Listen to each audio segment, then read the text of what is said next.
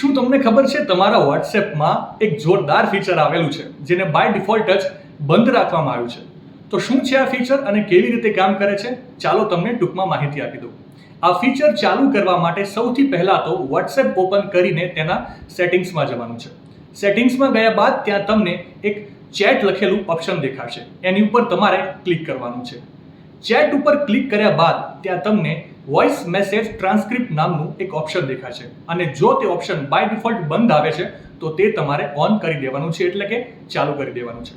અને હવે આનાથી તમને ફાયદો એ થશે કે ક્યારેક તમને કોઈ વોઇસ મેસેજ મળે છે અને તમે એવી કોઈ જગ્યાએ બેઠા છો કે જ્યાં તમે એ સાંભળી નથી શકતા, તો વોઇસ મેસેજ પર લોંગ પ્રેસ કરીને જમણી બાજુ ઉપર 3 ડોટ પર ક્લિક કરશો, ત્યાં તમને ટ્રાન્સક્રિપ્ટ નામનું ઓપ્શન દેખાશે. ત્યાં ક્લિક કરશો એટલે જે વોઇસ મેસેજ તમને મળ્યો છે એ ટેક્સ્ટમાં ફેરવાઈ જશે અને તમે હવે મેસેજ વાંચી શકશો.